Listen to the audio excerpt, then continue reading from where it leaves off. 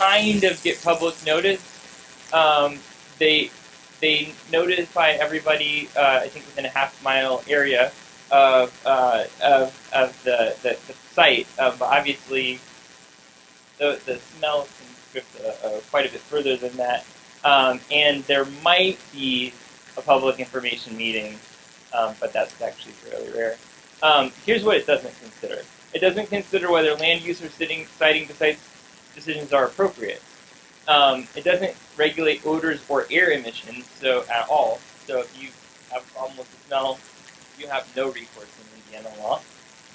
And it requires only that owners or operators of the CAFO be disclosed, not the actual integrators. So what happens is that people will hire CAFOs to raise their animals or put their animals in those CAFOs. So there's no requirement that those people are disclosed. And then here, these are, I think you'll find these the most shocking. So, confinement buildings, manure pits, and lagoons can be located 100 feet from other people's property lines. So they only have to be 300 feet from surface waters, drainage inlets, sinkholes, and off-site water wells, which means that if there is a leak, it's going to get into the water.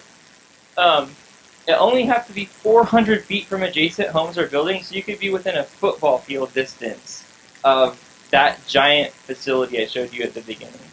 And only 1,000 feet from a public water supply or intake structure, and that's not like wells. That's actually a public water source. There's secret record keeping in terms of the operational records. The records aren't available to the public. And then there's item inspection just once every 5 years. So once they get a permit, their operational records are kind of outside of the public view. And then item is only inspecting them once every 5 years. Their records that they're keeping are submitted to item. They're providing their own record keeping that we don't get to see. So there's no meaningful mechanism for transparency or public accountability once these CAFOs are actually built. So item actually has really limited authority in this. They have no ability to say no if they meet all the requirements. So they're kind of down to be a rubber stamp organization in certain respects. And then since 2002, only 2 PFO applications have been denied. So we're talking about out of 100, only 2 have been denied. Indiana has a couple of right to farm laws that have made access to the courts difficult. So we want to talk about how do we move past this? How do we protect waters in this situation? We need to give IDEM the authority it needs to protect people in the environment instead of being just a rubber stamp organization. We want to give IDEM the authority to deny a permit or build it, expand a CFO if it would harm human health or the environment. If it would revoke a permit if the CFO becomes a public health or environmental threat or nuisance to its neighbors, and the ability to see that it's being an environmental threat or nuisance to its neighbors. We know there's E. coli in the water. We don't know how it's getting there because there's no transparency. So opening that up. And then give IDEM authority to set air pollution limits for CFOs to restrict their emissions of dangerous and odorous compounds. And then finally require full disclosure of everybody involved in the CAFO process, including the integrator.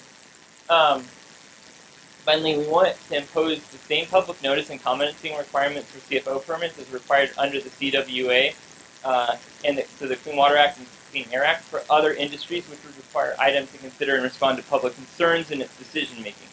So if there's a CFO application, we want the same ability to comment on that as any other CWA or Clean Air Act permit. And then amend Indiana's Right to Farm Act to remove the significant change provision so that existing landowners are not stripped of their property rights. So a significant change, so if you have a farm and decide you want to make it a factory farm, the neighbors have no legal recourse because that's not considered a significant change in Indiana law. and then repeal other Indiana laws, so that laws are interpreted fairly. So that's where we want to move. If you want to get involved, I have a sheet out there to kind of take action, and so that we can move in more positive directions in protecting Indiana's water from big agriculture.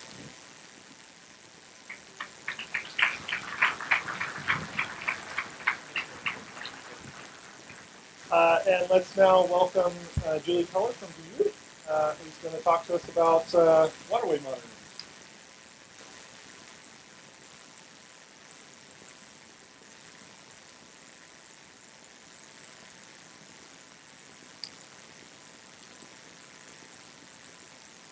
Morning again. Like I said, I'm a chemist, and so my world really has been in a lab.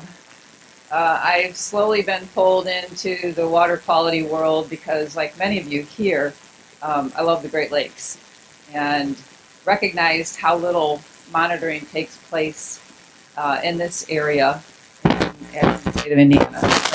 I talked to you a little bit through my experiences about our water quality monitoring shortfalls with these questions that have actually been in my head for at least a dozen years now. What are the major surface water pollutants that we should be monitoring, and how often are we monitoring them? And I'll give you a little insight into my journey in this world. And I'd like to take a step back, although President Heckler did a great job in giving us that greater picture about fresh water and our challenges around the world. But we've got a lot of water in this world, but a small percentage of it is fresh water, and an even smaller percentage of that is available to us. And as he even mentioned, sort of my lower statistic there, by 2025, we're looking at about 2 billion people expected to be living in countries or regions with what we call absolute water scarcity. So in general, we can talk about our water challenges in two basic categories. The lack of water, which we don't have issues with that here in the Midwest around the Great Lakes, but water quality, ensuring that we maintain this quality of our fresh water. Bottom line is, it's a precious resource, and the question is, do we treat it that way? So here's our Great Lakes, and they truly are Great Lakes, and we often, again, take this for granted. They account for 84% of North America's surface freshwater, and even worldwide, a very significant amount of our water. So we want to protect that water, but I also want to impress upon you that we have what we call the Great Lakes watershed.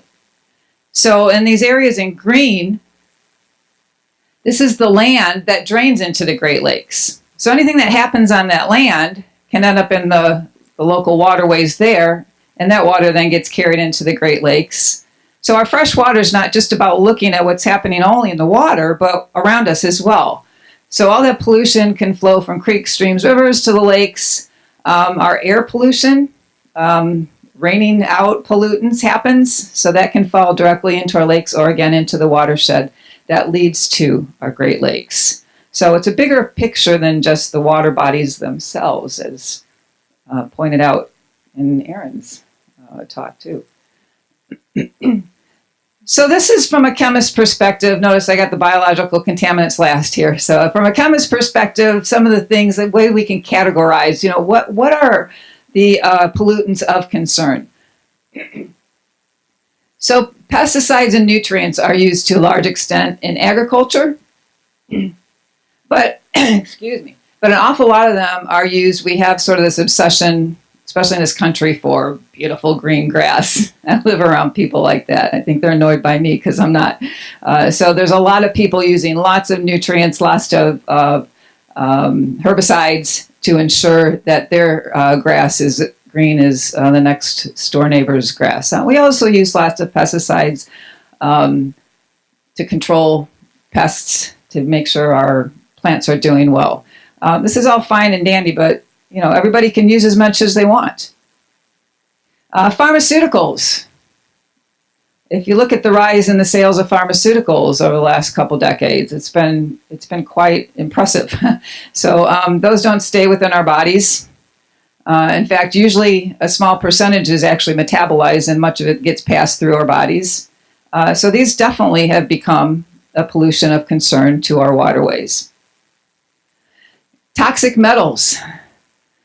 So pleased to have Professor Edwards here. He's been at the forefront of looking at these toxic metals. And Professor Wells will talk about lead in particular and what that means. And so this is coming from industry, but it's coming from people in South Bend, Indiana, where Professor Peasley's been working, the lead paint that's become an issue there. So these can also end up in our waterways. Specialty chemicals, and I'll leave that one for you to talk about too. Particulates that are in the air, again, they get rained out. Oh, I missed the land use changes. I put this one in there for you, Walt. No, it's because it's true. We have to be careful in the way we change land. We have lots of advancement in our world and our societies, and what's the impact on our waterways. And the one that I've been working on pretty intricately is number 7, plastics. We're recognizing what a big deal this is. If we just go outside, we can look around. It doesn't take very long to see these pollutants. And they end up in our waterways. They blow around a lot. They end up in our waterways. And if you've paid any attention, you've seen the massive amount that's ended up in the oceans. And what's not always communicated is the fact that what we see is probably the smaller percent. It's what we don't see that's the larger percent of the plastics that are out there. So I'll talk just briefly about that in a minute. But and again, the biological contaminants is what we know that our human health effects occur quickly. The chemicals, it's usually long-term over time that those effects play out, as opposed to the biological contaminants. So of course they're very important to consider. Now, like I said, I will focus on that in a minute. So what are your concerns about your local surface water? Have you thought about who's checking this, and what are the factors that I need to consider? What are the challenges in my area that might end up affecting my drinking water as well? So again, this is kind of it's not as new as we might want to say. Emerging pollutants is what we call it in our world, emerging pollutants. They're out of control. They don't go anywhere. They just compile. Some pictures from some local water quality monitoring I've done over the years, where you're going, okay, what's this? This looks a little different. Why can't I see, more than a couple inches down in the water? And so a more aerial photo is this is something that we need to pay attention to. What's that? Yes, it is. Yes, it is. We're all connected here, Rob. And then, like I said, the current work that we're doing on what we call synthetic microfibers, which come from our clothing, or our blankets, or our stuffed animals, or our carpeting, on and on and on. So this world of plastics, usually we don't think about our clothing, but when we're talking about polyester and we're talking about nylon, so these very, very common fabrics, these are just other names for plastics. We just wear plastic clothes. Just a different way of looking at it. They shed. They shed tremendously. This image that you're looking at right now was from laundry water effluent, because of course that's going to be a big source of this type of contamination. And I think, where are you, Eddie? Eddie's my student's been working on this for a while for me. I think we're taking what might be like a small coffee cup full of water and filtering it and getting an image under the microscope like this. So that's how many fibers that you find in that small amount of water. So we've been out in the waterways and adding that to our list of things that we should be concerned about. So again, we have to be innovative in the way we're approaching our water quality monitoring and consider what are the most important pollutants out there. So really, we all have these in our bodies now. It's in our food. It's in the fish. We're finding it in all kinds of, especially aquatic organisms. And so we need to really consider this as a pollutant of concern. So again, I go back to how often is surface water tested? So you have maybe a local creek by you. What should be tested? Do you know what's going on with that? And that's sort of been questions I've been asking for years now. Who's testing this? What's going on? Well, referring to IDEM's website again. Just taking this from their website. This is what the state of Indiana does. I mean, ultimately, it's under state rule, this water quality monitoring. Right, guys? Okay, so I'm learning from the lawyers and attorneys. The responsibility for watershed monitoring is under the Watershed Assessment and Planning Branch. IDEM uses what they call a rotating basin approach, and there's a handful of states that do this. So they've sectioned out the state into 9 major water management basins. Each year, one is monitored. 9 basins, each year, one is monitored.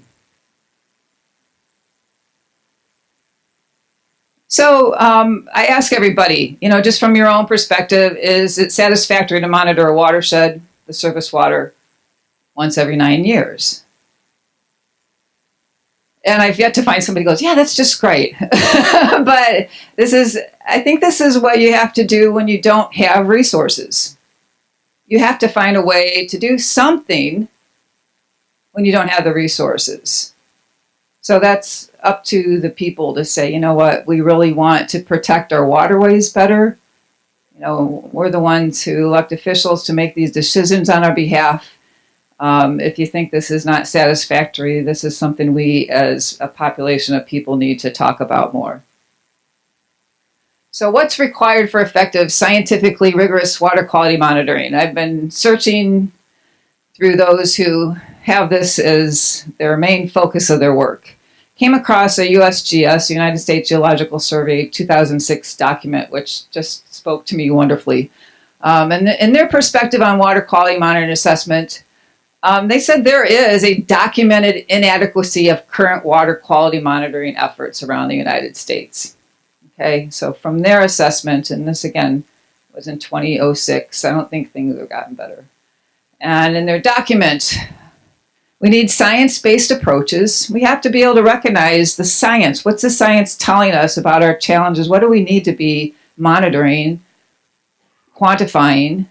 And our monitoring, again, needs to be according to pollution. So if you're living next to a CAFO or a CFO, you want your surface water monitored so you can know if that's affecting your water. And so we have to be strategic about our locations, and then we have to be strategic about the frequency. Once every 9 years is probably not sufficient. So some of my colleagues who've been working on this with me, we sat and looked at each other a couple years ago and said, well, whose responsibility is this then? And we sort of said, I guess we should be doing more. So since about 2015, we've really ramped it up. Thanks to some funding, we've gotten some EPA funding, some NSF funding, which has really helped get this in gear. Science takes money, unfortunately. We just can't do it without money. And we've partnered with some local schools. We've partnered with nonprofits, and we're trying to expand that. And I'm so pleased to have so many of them here today. We've partnered with mostly the USGS, that government agency, but also the National Lakeshore National Parks Department. And we've been doing ongoing watershed monitoring in Portage. This is our 4th year now. We go out with the 8th graders. We have wonderful teachers. The teachers are key to making this successful. And we teach the kids. They help us get samples. We do some of the testing back at the labs, do some data analysis. So this is creating more community awareness and stewardship. And what we want to see happen here is this turn into something long-term. And we want to do it frequent enough so that we gather appropriate data. So I'm going to end there to pass this on to Graham. So thank you for your attention.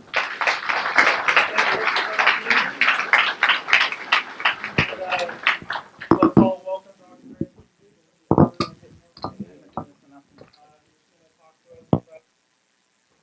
Dr. Compounds. It's working. I think it is. Yep.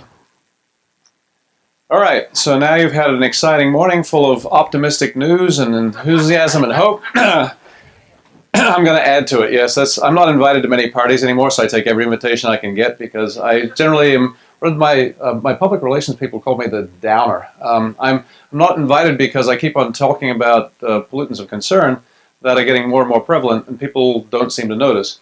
So I'm going to talk. I'm very happy to be invited here, but I'm going to talk about something that we haven't talked about. We've talked about industrial sources and point source pollution. We've talked about non-point source pollution, CAFOs, which are really a point source, but they're active. We're a big agricultural area, and that's a huge nitrate and phosphate pollution. And I've stumbled into something else just simply from my background. I'm from the physics department. You guys are all physics majors, I can tell. So I've got to speak to using analytical techniques, the water monitoring type techniques that Julie's talked about, and applied them to a new form, an emerging contaminant, which I'm going to call per and polyfluorinated alkyl substances. How many people know about PFAS? Excellent. We've had it. It's been on the news. If you haven't read the news recently, it's on almost every newspaper, but usually somewhere else. Indiana hasn't recognized this exists yet, so it's kind of fun. It is these compounds called PFOA or PFOS, are often referred to specifically that way. Those are just specific congeners of a fluorochemical. That means you've got carbon in gray and fluorine in green in those molecules. Getting a little chemistry lesson here, and they have different end groups. These are the world's most perfect surfactants. They're soaps. Okay, they separate oil and water better than any other chemical ever made, and they're all man-made. The carbon-fluorine bond is the strongest in chemistry. Single bond is the strongest chemistry single bond. Nothing will break it down on this planet. You have to have ultraviolet light, and pretty strong one at that. Not that you're going to receive. And so what we end up with is a industrial molecule that has great potential for all sorts of applications. It's used in Teflon. It is the non-stick on Teflon pans. Okay? And you know that that is a very slippery surface because it's such a good thing. It is used in Gore-Tex and the jackets because you will stay dry with this material better than anything else. It's used in firefighting foam. It's a halogen, so it absorbs electrons, it quenches ignition temperatures, and it also layers the difference between oil and water. So when you have a jet fuel fire, this is the stuff you want. Okay, so it's firefighting foams. It's also in, carpets. Why not put it in carpets? Because that Scotch Guard that you put on your carpet, it's now changed, but 3M got out of this in 2000. But until that point, we were using perfluorinated compounds, and the carpet industry is still using it to make sure you can spill your wine and you don't have to wash it anymore. It just soaks right up and doesn't go in. That's because of its remarkable surfactant properties of keeping the stains off it. And of course, microwave popcorn.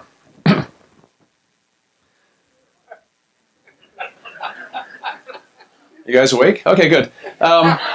And most of the students here have seen microwave popcorn. What's the first thing you see when you take microwave popcorn out of the microwave? You cut it open, and what's the first thing that greets you? Steam. You're an excellent chemist. You put steam in a paper bag. Why would you put steam in a paper bag? It's coming from the kernels. It releases water. Comes out as water vapor. Well, the bag would get soggy. So what do you line the inside of the bag with? Fluoroalkyl substances that prevent water from heating the paper. Okay, it's what's called lipophilic chemical. You put it in there, toss some butter in, heat it up to 200 degrees, and eat it. Is that a good place to put your chemical? Probably not. Okay, so in Denmark in 2012, the major food corporation there called Coop, serves 75% of Danish food, said we're removing microwave popcorn from the shelves. We value our customers' lives too much. Okay, it took about 6 months till a company, an American company, made a fluorine-free bag for them. Okay, in this country, we still don't have fluorine-free bags in our microwave popcorn. That's just another story. There's a book out called Stain-Resistant, Non-Stick, Waterproof, and Lethal. Reason we know this is these chemicals are long environmental lifetime, so they've hit the persistence in terms of persistence, bioaccumulative and toxic. These guys are the leading persistent chemical, thousands of years typically in the environment. The Hoosiers Falls made the news the other day because it's a funny sign, best tasting New York water. It had a perfluorinated spill from an industrial corporation, St. Germain, that gave it a headline in the last election cycle. The second slide there is a flame retardant release. The military has been using this flame retardant for the last 60 years on every military base in the country. There are 2,300 military bases in this country that use it. Every runway that they put the test fire out, every aircraft carrier tests every day in every location to put out a flame fire, because when you have a jet plane crash on an aircraft carrier, it's important. What do they do with the foam afterwards? That's from the Navy website, or it used to be. It's down now. They toss it into the sea, which explains why, as a persistent bioaccumulative toxin, it shows up in polar bear blood. There are 300 parts per billion in polar bear blood of this chemical, or this family of chemicals, because they travel north and south. It lasts for thousands of years, migrates. Polar bears don't eat a lot of microwave popcorn. They eat seals that eat the fish that swim through the oceans that we've been doing this to for 60 years. And so this pollutant is getting everywhere. Everybody in North America has about 5 parts per billion parts per PFAS in their blood, because you are the top predator in the temperate climates. Okay, you eat food, you drink water that is polluted with this stuff, and it gets into you. It's all a man-made chemical, courtesy of our agreed to have everything nice. And we get a lot of personal care products and other such things that release these surfactants into it. So it's ubiquitous, it's bioaccumulates, persistent. Oh yeah, and it's toxic. That's the last thing. For 70 years, we've been told by the chemical company that made it, which isn't regulated to do otherwise, said, oh, it's safe, even though they moved pregnant workers from the working line because they're having birth defects. Oops. Okay, and they were sued by a lawyer who's now famous out of West Parkersburg, Virginia, where the plant DuPont accidentally poisoned a watershed. And they had dumped for 8 years into this thing before they noticed that everybody in Little Hocking, Ohio, was drinking PFAS-laden water. It led to a very scary set of cancer clusters. People noticed and then sued. They turned down an early settlement offer of several hundred million and said, no, we don't want your money, we want to know what it is, and fund a study to do it. And DuPont took the bet. They said, you'll never get enough statistical evidence that there's any toxicity. They funded the largest epidemiological study ever conducted that I know of. They thought they'd get a couple thousand claimants. They got 69,000 people to test their blood. And they went after them, and they studied 31 disease correlations with these 69,000 blood samples. And they found 6 positively correlated and 25 others which were not. Testicular cancer, kidney cancer, hypertension, pregnancy-induced hypertension, preeclampsia, high cholesterol, and ulcerative colitis. That's your big ticket for the lawyers, because those are now actionable. 3,500 people had those diseases, and they joined on the second lawsuit, and they settled for $671 million. They took 3 to trial. That was stupid. They lost in half a day, and they had discovery, so they had to read aloud the memos they'd sent. Really embarrassing. If you want a really downer of a movie, thedevilweknow.com is this story about that lawsuit. And in litigation society, that often drives how this chemical is treated. This suit was centered around how they removed PFOA and PFOS from manufacture in this country, but at great personal cost to the community. And that community has had a lot of suffering. Not a really fun movie, but really important to see how it works. The trouble with this stuff is it's environmentally persistent. It goes through a wastewater treatment plant and goes rocketing right through, like the pharmaceuticals Professor Pella mentioned earlier. It goes through from your food packaging, from your animals, firefighting foam release into the surface water or the groundwater, and it will. It's a wonderful. It's like salad dressing. You shake it, it separates. It is very water soluble, but it transports in your waterways, and so we're drinking a lot of it. And this is the worry, because if we look, this is a 2016 article, we estimated somewhere about 6 million people were already drinking it in this country. And I think that number is artificially low. It's based on EPA statistics of unmonitoring, UMCR3, the unmonitored contaminant testing. They tested 6 PFASs, not the 3,000 that exist. And of them, they found them in the 6 million people who were already in the drinking water supplies. But they also tested at a much higher limit than the machine could detect. And when the limit got lowered down to 70 parts per trillion in drinking water now, that will be revised upward. Somewhere between now 6 million or maybe 76 million people are drinking this, which is a much larger percentage of the country than anything else we've ever faced. The EPA official I spoke with said, you know, if you take PCBs, dioxins, and asbestos and roll it all into one, it's going to be nothing compared to this thing. This is way off scale in terms of pollutants. This is our last, we call it an emerging pollutant because we're only becoming aware of it. It's been there for decades, and it's going to get worse. My role in it is that I have a particle accelerator. I got to find something to do with it. It looks for a spectroscopic signature of fluorine. I can see fluorine, there's a popcorn bag in red, and copy of paper in black, and I can see a signature for fluorine in about 30 to 60 seconds. The typical test for this takes over 2 hours and costs about $400, $800, depending on who does it.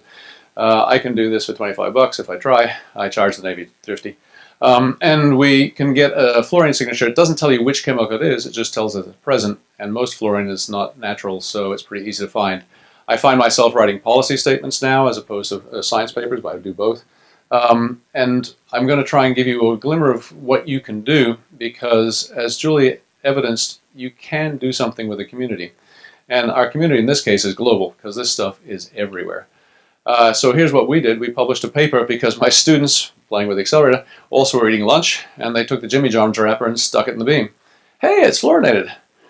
And I said, how did that happen? And so we went and looked at 500 food wrappers from around the nation, and we got several good volunteers in different states to send us food wrappers. You go to a $9 employee and ask for a food wrapper without any food. What do? How many would you like? And so we got unused wrappers from 500 different companies. We published an article saying about 30% of them are fluorinated, and this article went viral. We had 300 news stories. I got a reporter in France calling me up. We got an Onion satire of our paper saying, I'll never eat a French fry wrapper again. And it's off scale. We've got, in 2 years, 20,000 downloads of this paper. And an amazing thing happened. 3 U.S. senators wrote a letter with some prompting from a nonprofit, I know, to all the companies, McDonald's, Starbucks, Panera. Everybody got this letter saying, we understand from the Washington Post you use this chemical in your food wrapping. What's your company policy for removing it, and how soon will you do it? Please respond by April 19th. What do you do if you're the president of Starbucks? You get that letter. You call the vice president and say, make it go away. They don't want anything to do. They sell tacos. They sell pastries. They don't want any of this stuff. And to my knowledge, all 20 of those companies have in the last 2 years changed their wrappers. Okay, or are in the process of doing so, or say they are. But what was remarkable about that is that I had no idea what I was doing at the time. But what's happened is that there are impacts that you can have that you have no idea what's going to happen. And what happened was, without a single lawsuit or without a single change in law until 3 months ago, the state of Washington's now changed the law on this packaging. But until that point, we've made a company change through driving just consumer awareness of what was there. And I don't really care about it being on the fast food wrapper, because how often do you eat the wrapper? How often does it get in contact with the hamburger that you eat? Probably not often. But what happens to that wrapper after you've finished eating the hamburger? 100% of them go to the compost or the landfill. Okay, some people compost the landfill, some people just landfill. Okay, 100% of that will get into your water in 60 days when it aerobically degrades. All paper degrades in about 30 to 60 days in the landfill. 100% of those chemicals will come off, and all of them will pass through the water that you or your children will drink. Okay, so this is a forever chemical. It's going to be there until we stop using it. And the answer is, what do we do in terms of stop using it? The firefighting foam is another big issue. These are the environmental working group's map of where there's a known site. The only reason every state isn't covered in blue and red is the fact we haven't looked. And Indiana's noticeably naked because we don't look for that sort of stuff. Michigan is ground central these days, and North Carolina just filed suit for $900 million against 3M. Minneapolis got $900 million. DuPont shelled out $671. These guys are losing billion-dollar suits left, right, and center, and they're still in business. Okay, because they're only just beginning to understand what the threat of this stuff is. Here's one that I'm working on now is the firefighters. They are not only exposed to AFFF, this firefighting foam, but they are also wearing protective clothing, personal protective equipment, that is laden to keep them dry. You don't want to go up a ladder with 60 pounds of gear and 60 pounds of water weight. So you have a surfactant, and what are we going to give them? The best surfactant known to man to keep them dry. Well, nobody told them that the PFAS that was in the firefighting foam are also present in the outdoor of their gear. And firefighters, you may not know, but since 1975, cancer is the leading cause of death. 75 and before, it was heart attack. Now they're dying of cancers at the rate of 3 out of 4 firefighters will die of cancer. Nationally, it's about 1 out of 3 of us. But firefighters are exposed. It's probably because they're breathing the smoke. And so they're all wearing self-contained breathing apparatus. They're all deconning after a fire event, things like that. However, they're also wearing a chemical that is known to cause cancer and other such things. And there's 3,900 or something of these chemicals out there. Only 6 or 8 are monitored for at all, and they're not widely done. So we're doing some testing for them. I'm speaking to the FDIC, the firefighters conference next week in Indianapolis, and we're going to tell them the bad news. So I'm going to end up pretty quickly, but I want to add one note of positives as to the whole this thing. There's going to be a wonderful talk from Mark Edwards and others that have, and you can see what people, different groups are doing. You can do whatever it is you do professionally, but you can do it with an idea that you can change things. I used to think I couldn't change a thing. I had students, and that was the best I could do. Now my students are empowered to go out and publish science and use that science to drive policy. And we have to. It's our burden to do that. Because we know something, we can measure something. I don't have enough money to measure it, but what I can do is I can measure it, and then we can then force people to change. And we don't regulate in this country. This is not going to be a country that we can regulate chemicals. I'm not talking about laws. We can regulate the laws. We should. But we don't regulate chemicals. There's only 3 chemicals banned in this country, okay? And there's 86,000 out there. We will, you can make asbestos-laden underwear and sell it. I kid you not. You can make a company and sell asbestos-lined underwear tomorrow. Nothing legally will prevent you from doing that, even though asbestos is known to be bad. What prevents you from doing it? The liability of somebody would sue you if they got, you've seen the mesothelioma ads, right? Okay, somebody will sue you if you put something out there that does that, and the threat of suit is a very powerful tool, okay? However, we're not going to regulate it in advance. We're going to notice afterwards. All these chemicals that are in the TSCA, the Toxic Substance Control Act, are all self-reported to be healthy, okay, or known, but 85% of them don't have any testing data at all, okay, and so human testing data is much lower than that. So we don't know how toxic it is, nobody's regulating it, and so we have to drive market forces. When you go to the mall, do you need to have the best waterproof jacket in the planet? You go Mount Everest? Maybe. The mall? Maybe not so much. Is it possible we could live without Scotch-guarded carpets? Could we go back to what our parents did, which was to wash the carpet? It's possible. And as I'm happy to report that last year we had our first meeting with the carpet industry. 8 carpet manufacturers in this country produce 93% of the carpets, and they all use this material. And they become more and more aware of what the danger of this chemical is, and they get more and more uncomfortable. And at the end of the day, they said, well, what happens if we all just agreed to phase it out? A phase-out date.